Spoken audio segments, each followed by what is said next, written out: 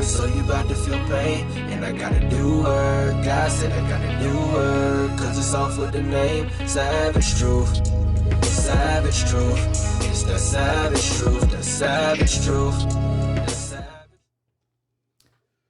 This is the Savage Truth, and I'm Pastor Roy Dockery. Thank you for joining me today for another conversation, another way to dive into and reflect upon our faith, our decisions, our impact, our light, and how we are, we're basically a reflection of the gospel on earth. So if you don't know, you just came to a channel. Yes, my name is Pastor Roy, and it's not Pastor Roy because I'm like, Pastor Troy. It's not a moniker or a stage name. I am a pastor, local pastor in Greensboro, North Carolina.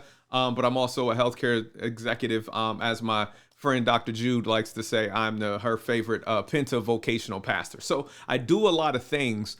And I get asked a lot of questions, especially in the Patreon community and from my mentees, kind of like, well, how do you do so much? And then there's a lot of questions around like how I kind of arrived at the place that I am now, right?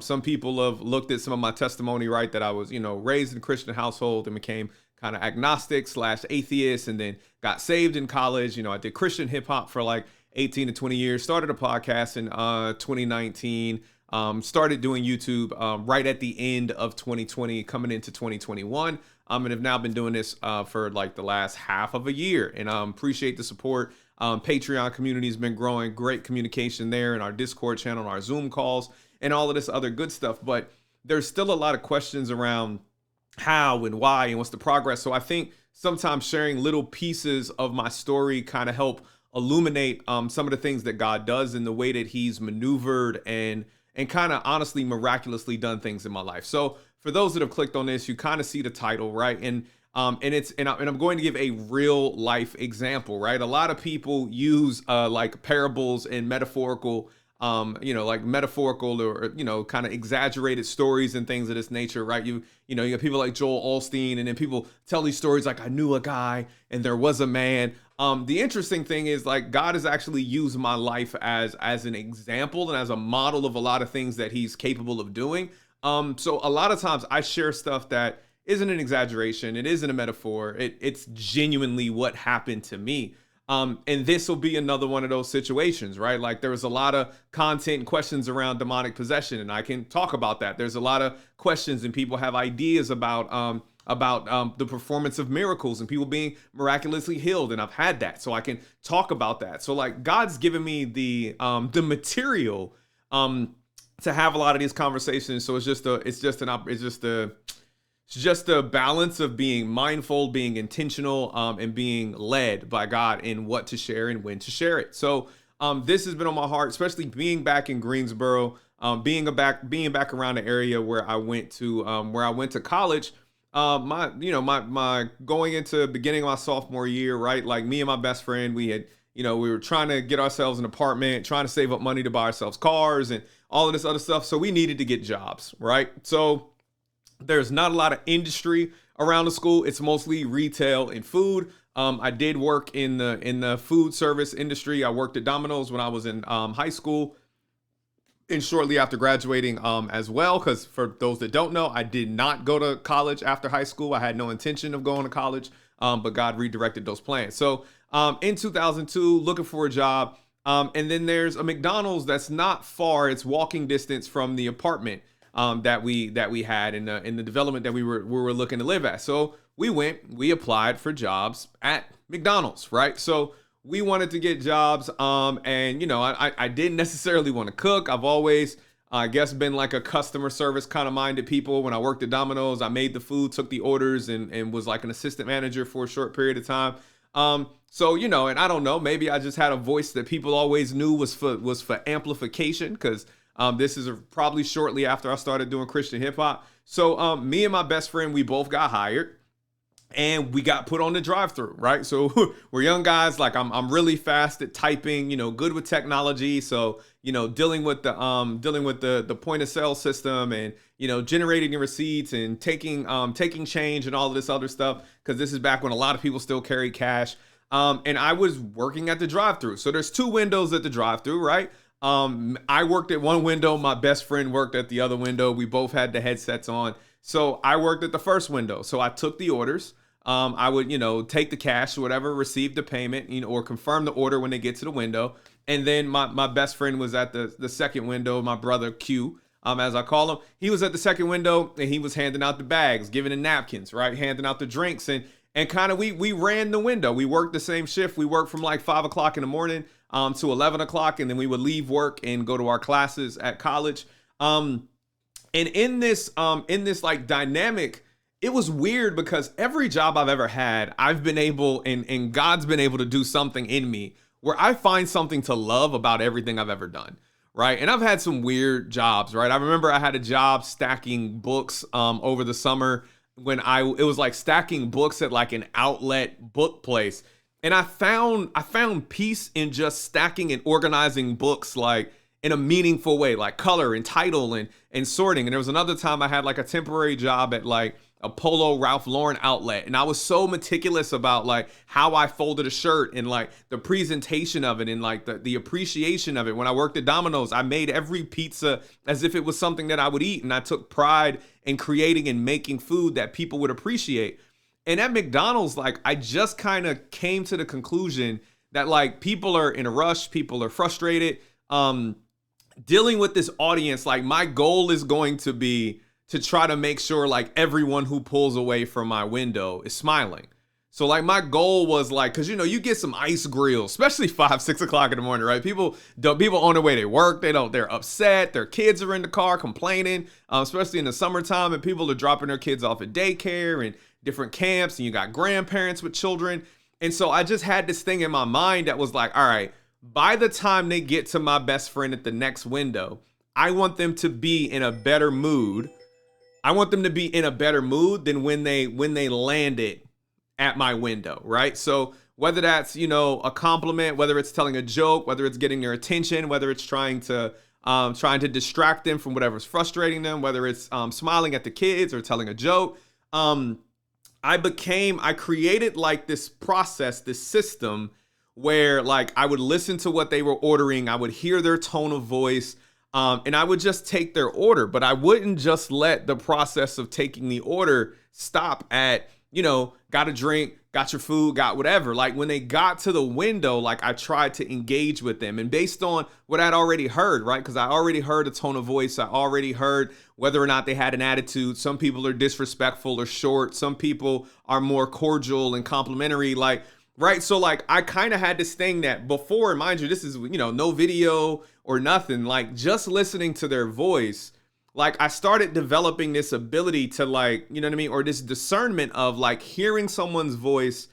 and knowing like, is this person upset? Is this person in a good mood? Is this person in a bad mood? And then I would always make a point to try to, in either way, like add to their positivity, add to their hope, or try to do something to at least get them to crack a smile. And it didn't matter if it was the gruffest, angriest looking, white dude with camouflage, or if it was like an old, black woman that looked like she ain't had time to be bothered.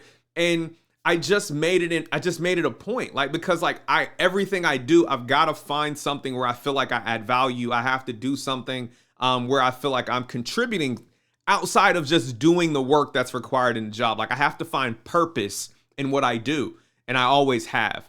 And so in finding that purpose, it was an interesting dynamic for me as somebody who's more naturally inclined to introversion, but I'm not antisocial. So like I can communicate with people, I can engage. And I've always been good doing it in a service capacity, right? Like understanding what people need and helping them identify what they want. Like even people who are looking at the menu and be like, like who are kind of hemming and hawing, they don't know what they want. Like, instead of being impatient, like recommending what my favorite thing to eat is, right? Or when people like ordering a bunch of food, be like, hey, you want to add a pie to that? Because you sound like you're ready to throw down, right? Like having this engagement in the relationship with the people, but in taking orders, not just taking on the individual items that people were putting out there, that they wanted nuggets, or they wanted French fries, they wanted a Big Mac, they wanted a Quarter Pounder, but actually listening to what they were saying, listening to the emotion, listening to the inflection in their voice, listening to the noise that's in the car, listening to the music that was playing,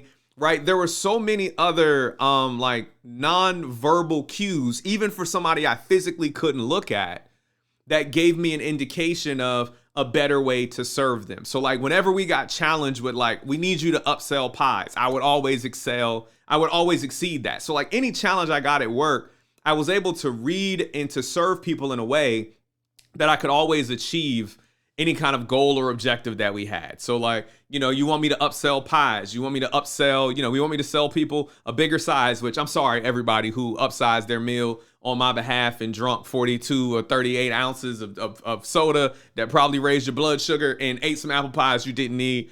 This is North Carolina. It's already enough high blood sugar down here. I ain't need to be contributing to nobody's diabetes.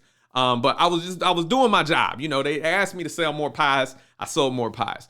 But in that regard, like in the aspect of taking orders from people and not just listening to the words, but like listening to the hearts of the people speaking, right? And trying to understand how to gather into garner more information than what was actually being communicated, right? So like trying to listen, and everybody talks about active listening. So like trying to listen and then understand that there's things that they are communicating that they're not communicating with their words, right? That they're communicating with their tone, that they're communicating with the speed in which they're talking, that they're communicating based on where they take a pause and how they breathe, that they're communicating based on the volume of their voice, right? The depth of their voice, there's so many things that when you're just kind of taking a tonal approach to listening and trying to gather as much information as possible so you can kind of establish a relationship in less than a couple of minutes, and garner enough trust that somebody will trust you to speak into their diet, right? Like to recommend that you should eat this or you shouldn't eat that, or you should try this or you should add that. That is a very small window, right? Like in a challenger sales methodology, they talk about like elevator pitches, but like this drive-through was like an ultimate test of relationship building, salesmanship, and reading a customer, reading a potential client or person.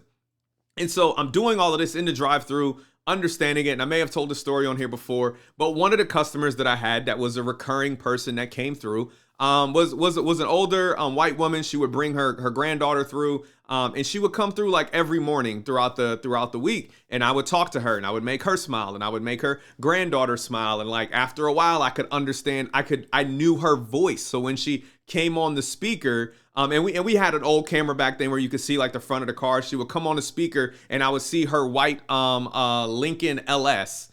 The Lincoln LS, which was like the car that I wanted so bad. So that was another point of conversation with her, like, oh, you driving my favorite car. And so having those conversations with her after a while, and then she came and she stopped at the window one day and the line was a little bit backed up because it was a lot of customers that morning. And she just looked at me and she was like, I'm sorry, I don't want to be offensive, but can I ask you a question? And I said, sure, absolutely. I knew her name was Miss Donna. I said, absolutely, I don't mind. And she said, why in God's name do you work here? And I was taken aback a little bit. And I say taken aback now, which is weird because it's a word that my wife uses that I've always made fun of her for because she's a lot countryer than I am. But it's a good descriptor, right? So I was taken aback by I'm like, yeah, and I'm like, well, it fits my schedule, right? Like I'm a college student, I go to North Carolina A&T, and so I can work from 5 to 11. It's relatively flexible. And she was like, I'm sorry, like I don't want to be disrespectful to anybody else that works here, but she was like, the way that you communicate, the way that you engage with people, she was like, there has to be something else that you can do that would, that would add benefit and you can add more value. And she was like, if I could help find you something else to do, if I could help find you another job, would you be willing? Would you be interested? And of course, having a sense of humor and joking, I had to say like, hey, hold on now. I ain't trying to get into no, I ain't trying to be no Splackavelli. I am not for sale. I am a Christian. And she laughed and she was like, no, I sit on the board of some organizations and there's one in particular that I'm thinking of that could probably really use like your kind of energy and your insight. And I'd like to set you up to meet with the executive director and see if there's some things that you guys can work on. So I said, absolutely, that's fine. And again, she would come through every morning. The next morning she came through. She gave me the man's contact information. We got into communication. I set up a meeting. And I go to this meeting with an organization called Communities in Schools, which is a nonprofit that does mentoring, tutoring, and kind of like intervention programs for children that are experiencing issues in the public school system, right? And so this was Communities in Schools of Guilford County. I go meet with the executive director, like he's letting me know like this problem that they're facing. We're having a conversation, and he's talking about how they're losing a lot of their volunteers, right? A lot of their corporate partners are kind of bowing out. A lot of the, a lot of jobs have been outsourced. They lost a lot of volunteers from Sara Lee and AT&T because departments or headquarters have been relocated. So he was like, we just have the struggle and we're trying to get volunteers, and we've got programs and we've got students who need help, but we don't have any volunteers. And I just kind of laughed at him. And again, right, like being in the drive-thru all that time, listening to people and understanding what they want and having, and kind of listening. I'm like, okay, I know what the man needs, right? I know what he wants, but I'm laughing because I'm like, I don't understand how he doesn't know that that's already available and on the menu, right? In the city we live in, because you need volunteers, in Greensboro, North Carolina has like 5 universities in the city of Greensboro, right? That require mandatory volunteer and community service hours for every campus organization, every fraternity, every honor society. So you literally have thousands and thousands of people around you who are required to get to have community service hours, and you're looking for mentors and tutors for high school, middle school, and elementary school kids. I'm like, you're surrounded by them. Like you have tens of thousands of them, probably 10,000+ within 6 miles of your office. And he was like, man, like that's a great idea. And is there something you think we could do? And all that other stuff. And so long story short, like I wound up working with this organization, establishing programs that allowed them to have a funnel of volunteers from the different departments at the various universities. I'd established a training, worked with the fraternities and some of the campus organizations, and set that up and ran that, started my first consulting company. And was doing that. And so starting the consulting company, now I'm working with the board. I'm meeting with local business owners and philanthropists, and I'm still applying those same principles. I'm still listening to people. I know how to engage in conversations now. I know how to have quick elevator pitches, right? I know how to have, how to engage in small talk and kind of engage people quickly to get their attention, because I used to work at the drive-thru at a McDonald's. Right. And there's so many people that take opportunities and take jobs, and we try to diminish and make certain things look insignificant. But when you look at your life as a process of you acquiring skills and experiences that play a role in the greater purpose of what God has for you to do, like you stop diminishing, you stop demoralizing and discounting what some people would consider small beginnings, what some people would consider like insignificant activities, right? Like being a rapper, even though people are like, oh, rapping and whatever else. And no, I never blew up. And, I did some tours and whatever else. But being a rapper made me an effective public speaker. So now I get invited to go speak all over the world on topics from technology to faith to race to all that other stuff. I can almost guarantee you I would have never been comfortable enough to do that in a public regard, right? Or in a public space without me being a hip hop artist, without me doing Christian hip hop and like spoken word in public places. So that was the space where I kind of cut my teeth in public speaking and customer relations and engagement. I was broke into that at Domino's, and I continue that in a more transactional, in a more face-to-face way when I went to go work in a drive-thru. And all of those things prepared me, 1, to have a heart of a servant, 2, to know how to actively listen, and 3, how to gather from what people are not saying what they probably actually want. That's what makes me really good at my job as an executive in service, right? I can listen to a bunch of people complain about things and then come to a conclusion based on what they said that never actually came out of their mouth. And a lot of that comes from looking for clues, listening to tone, understanding speech, right? And people who are rushed and people who are hurried, right? Like being able to talk to people in different countries with different accents, or people from around the country with different accents. That was a skill that was honed listening on an old headset, right? That before they had Bluetooth, that was connected into a little battery pack and plugged into the terminal. and trying to listen, right, with background noise and fuzzy speakers and all of this other stuff, but still being able to hear clearly enough to understand and learning how to focus on what information is essential, what do I need to grab from this conversation, and how can I get you to rephrase or restate or ask you the question back that you asked me, so I know that what I'm about to propose for you is going to meet the needs of what you're asking for. Like, there are so many skills that you can learn from working in a drive-through that are useful in ministry, that are useful in corporate America, and that will make you effective, if not more effective, in a setting like a boardroom, right? Like, we tend to diminish things that are small, like things that aren't often glorified, right? And sometimes we step over, or we overlook the significance of the things that God does in the small spaces, right? We want to know what happens when everybody's like in these glorious positions, when everybody is elevated,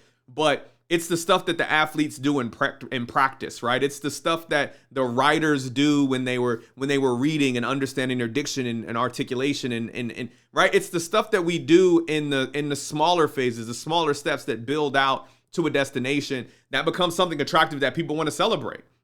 Right? Nobody wanted to sell. Everybody, when I told people I was working at McDonald's, they were like, nobody wanted to celebrate me working at McDonald's. But yeah, me working in the drive-thru led to me starting my first company, which led to me having audiences with corporate executives and boards and all of this other stuff that put me in a position to be able to speak clearly and articulately, even though I was a technician, to people in leadership and in management and in the C-suite, which then made it easy for me to transition into being a director and being a vice president and sitting now as a senior executive in my organization. So it's like understanding that and looking at how God orchestrated that. One is humbling for me, because this, like, I didn't just do this. I didn't just arrive at this place or this position that I'm in, right? The way that I started reading books, the way that I started studying information, the way that I've always evaluated and read people, the way that I sharpened my discernment, the way that I learned how to lead. Like, there's a lot of different places where God, like, meticulously moved things into place to allow me to be equipped for what he was calling me into.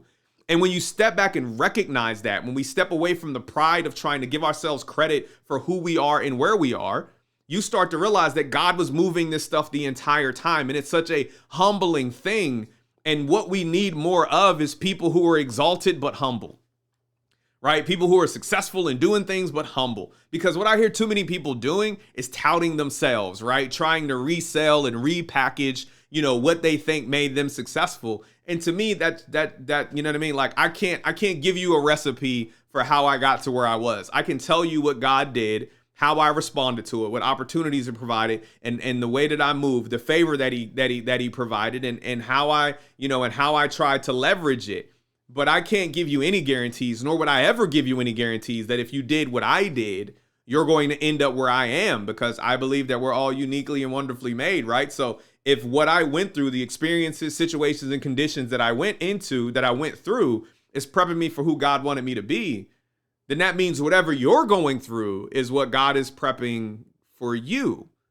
So I do this with that's what all of my mentees and those in the Patreon know. Like, I'm going to treat all of my mentees as an individual. I'm going to treat you as a person, and then understand what has God been doing in and around you and through you that you can then move forward in, that you can capitalize on, that you leverage to do and to have a greater understanding of what God has called you to do and to have an impact on in this world.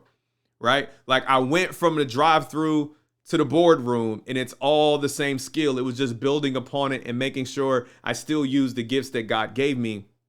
And at the same time, giving him glory and being humbled by the fact that he even considered me worthy of having the gift or building the skill or having the talent, or that he considered me trustworthy enough to provide the opportunity, hoping and knowing, knowing that it wouldn't be squandered, and knowing that he would get glory. So thank y'all for joining for that, not brief, but dive into that, right? I hope that whatever you're doing, one, that you're building skills, right? Two, that you're being humbled and understanding that God is doing these things through you, even if you're practicing, even if you're reading, even if you're studying, right? Like, you need to give that glory to God. And three, just like step back sometimes. Step back and look at where God has brought you from. Look at all the little things that God has done in the paths that he's placed in front of you, the footsteps and the obstacles he's moved, and the things that he's introduced that allow you to be where you are. Because when we keep our eyes on what God has done, it kind of takes our mindset off of what we think we have done. It keeps us from being prideful. It keeps our ego in check. And it allows us to, first of all, understand how much God loves us, that he's that meticulous in the way that he plans out what he will have for us to do. But it allows us to have patience. It allows us to have appreciation, and it allows us to show love for everybody at every stage of their life, at every point of interaction and intersection, because we know that wherever people are, God is doing something to build them to the next stage, and equipping them with something that he needs them to do. So thank you for joining. I am Pastor Roy. Like I always say, please don't judge Christ by Christians, judge Christ by Christ. Let him minister to his own testimony. Let him be an example of his own philosophy. And if the things that we do don't then line up with what he says, then feel free to let us know that we ain't being Christian. So God bless you. Thank you for joining us. This is Savage Truth. I am Pastor Roy. Love y'all. Peace out. They keep asking who I am, I just tell them I'm a Christian. Occupation, a description, I just tell them I'm a Christian. Nationality, ethnicity, I tell them I'm a Christian. Keep the hyphens in division.